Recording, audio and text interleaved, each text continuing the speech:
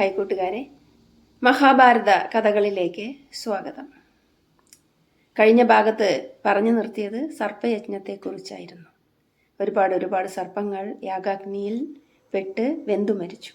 ആസ്തികൻ വരികയും അങ്ങനെ സർപ്പത്തിനോടുള്ള ഒരു അവഗണന, ജനമേജയൻ്റെ ആ ഒരു പ്രതികാര ബുദ്ധി ഒക്കെ ആസ്തികൻ കാരണം ഇല്ലാതെയായി. ബാക്കിയുള്ള നല്ലവരായ സർപ്പങ്ങളൊക്കെ സന്തോഷിച്ചു. വംശനാശം നേരിടുമോ എന്ന ഭയം വാസുകിക്ക് അനുഭവപ്പെടുകയും തൻ്റെ പെങ്ങളായ ജരത്കാരുവിൻ്റെ പുത്രനെ അയക്കുകയും ചെയ്തതോടുകൂടി സർപ്പങ്ങളോടുള്ള ഒരു പ്രതികാര ബുദ്ധിക്ക് കുറവുണ്ടായി. അങ്ങനെ ആ യജ്ഞം സമാപിക്കുകയാണ് ഉണ്ടായത്. ജനമേജയൻ അങ്ങനെ ഒരു രമ്യതയിലെത്തി ആ യാഗം അവസാനിപ്പിക്കുകയും ചെയ്തു. അവിടെ കൂടിയിരിക്കുന്ന ആളുകളോട് ഉഗ്രശ്രവസ് കഥകളെല്ലാം പറഞ്ഞുകൊണ്ടിരിക്കുകയായിരുന്നു. അപ്പോഴാണ് വേദവ്യാസ മുനി അവിടേക്ക് വരികയും ജനമേജയ രാജാവ് വേദവ്യാസനെ പൂജിച്ച് അവിടെ ഇരുത്തുകയും ചെയ്തത്. ഉഗ്രശ്രവസ് പറഞ്ഞു, ഈ മഹാഭാരത കഥ തുടക്കം മുതലേ എനിക്ക് എല്ലാം അറിയാം. വ്യാസഭഗവാനിൽ നിന്നും ഞാനത്, ഒരുപാട് ഗ്രന്ഥങ്ങളിൽ നിന്നും ഞാനത് അറിഞ്ഞിട്ടുണ്ട്. തുടർന്ന് ജനമേജയ രാജാവ് വേദവ്യാസ മുനിയോട് തന്നെ ചോദിക്കുകയാണ് നേരിട്ട്, എനിക്ക് മഹാഭാരത കഥ കേൾക്കാൻ ആഗ്രഹമുണ്ട്, അങ്ങ് പറഞ്ഞു തന്നാലും. അപ്പോൾ വേദവ്യാസൻ ജനമേജയ രാജാവിനോട് പറഞ്ഞു, യജ്ഞമൊക്കെ കഴിഞ്ഞതല്ലേ, ഞാൻ എൻ്റെ ശിഷ്യനായ വൈശമ്പായനെ ആ ദൗത്യം ഏൽപ്പിക്കുകയാണ്. അങ്ങയ്ക്കുള്ള എല്ലാ സംശയങ്ങൾക്കുള്ള മറുപടിയും വൈശമ്പായനൻ നൽകും. വൈശമ്പായനൻ മഹാഭാരത കഥ തുടരട്ടെ. അങ്ങനെ വൈശമ്പായനൻ കഥ തുടങ്ങുകയാണ്.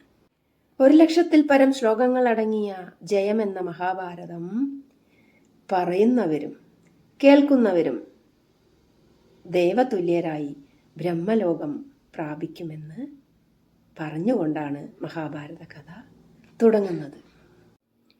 വേദങ്ങൾക്ക് തുല്യമാണ് ഈ ഉത്തമ പുരാണം.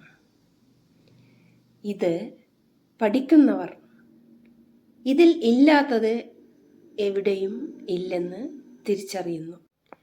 മഹാഭാരതം എന്നാൽ ധർമ്മശാസ്ത്രമാണ്, അർത്ഥശാസ്ത്രമാണ്, മോക്ഷശാസ്ത്രവും ആണ്. ഇത് പഠിക്കുന്നതിൽ ധർമ്മം ജയിക്കും എന്നുള്ള ഒരു അവസാനത്തിലാണ് നാം എത്തിച്ചേരുന്നത്. എങ്ങനെ പോയാലും ധർമ്മമാണ് അവിടെ ജയിക്കുന്നത്. കഥ തുടരുകയാണ്. വൈശമ്പായനൻ മഹാവിഷ്ണുവിൻ്റെ അവതാരമായ പരശുരാമൻ ജമദഗ്നി മഹർഷിയുടെ പുത്രനായി അവതരിച്ചു. 21 തവണ ക്ഷത്രിയരെ ആക്രമിക്കുകയും ക്ഷത്രിയ വംശം ഏതാണ്ട് വംശനാശം സംഭവിക്കുകയും ചെയ്യാനായി. ആ സമയത്ത് മുനി പോവുകയും പിന്നീട് നല്ല കാലം വരികയും വീണ്ടും ക്ഷത്രിയന്മാർ ഉണ്ടാവുകയും ചെയ്തു.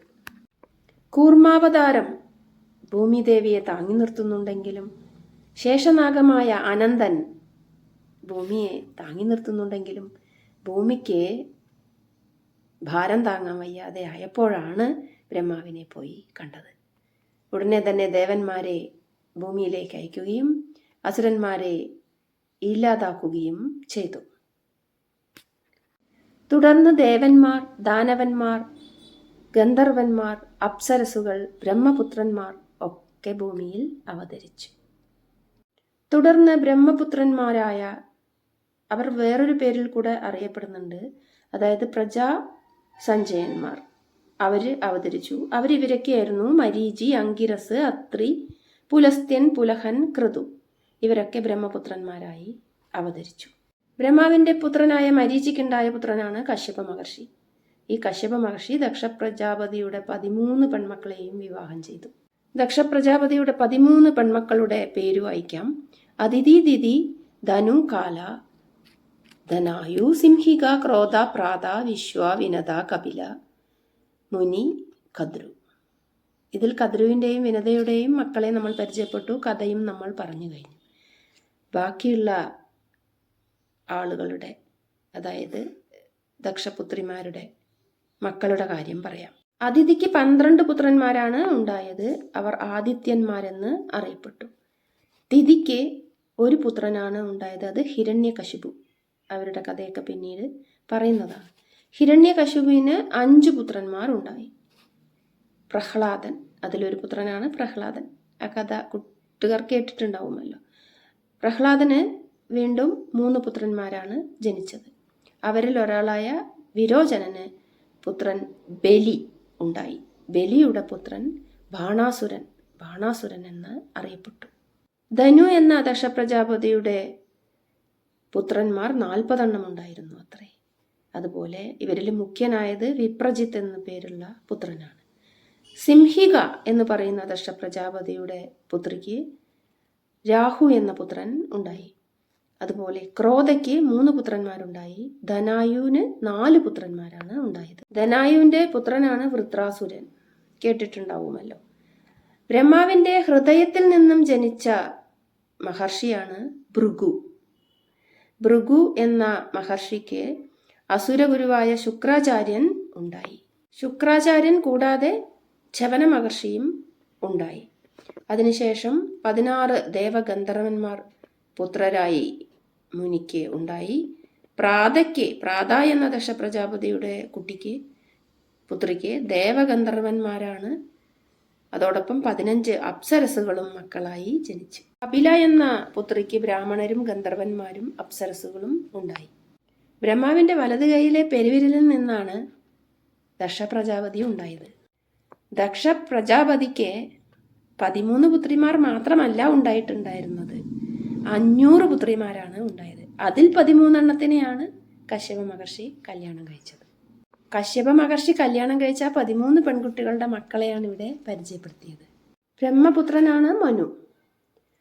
അതുപോലെ ചവനപുത്രനാണ് ഔർവൻ.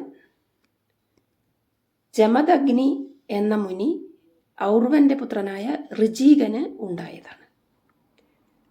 ഈ ജമദഗ്നി മഹർഷിയുടെ 4 പുത്രന്മാരിൽ ഇളയവനായിട്ടാണ് നമ്മുടെ പരശുരാമൻ അവതരിച്ചിട്ടുള്ളത്, വിഷ്ണുവിന്റെ അവതാരം. താമ്ര എന്ന പുത്രിക്കാണ് പക്ഷിമൃഗാദികളൊക്കെ ജനിച്ചത്. ഭൂമിയിൽ ഇവരെല്ലാം അവതരിച്ചു. ഒരു വിഭാഗം അവസാനിച്ചപ്പോൾ ഒരു വിഭാഗം ജനിച്ചു. അങ്ങനെ കശ്യപ പ്രജാപതിയുടെ ഭാര്യമാരും മക്കളുമൊക്കെയാണ് നമ്മളിവിടെ പരിചയപ്പെട്ടത്. ഇനി ഇവരുടെ തുടർച്ചയായിട്ടാണ് മഹാഭാരത കഥകളിലെ പ്രധാനികൾ ജനിക്കാൻ പോകുന്നത്. അപ്പോൾ ഇവരുടെ ആരാണ് ശന്തനു മഹാരാജാവ്? ശന്തനുവിന് എന്തൊക്കെ സംഭവിച്ചു, ആരായിരുന്നു ഭാര്യമാർ തുടങ്ങിയ കാര്യങ്ങളാണ് അടുത്ത ഭാഗത്ത് പറയാൻ പോകുന്നത്. അടുത്ത ഭാഗത്താണ് നമ്മളൊക്കെ സാധാരണ കേട്ടിട്ടുള്ള മഹാഭാരതം തുടങ്ങുന്നത്.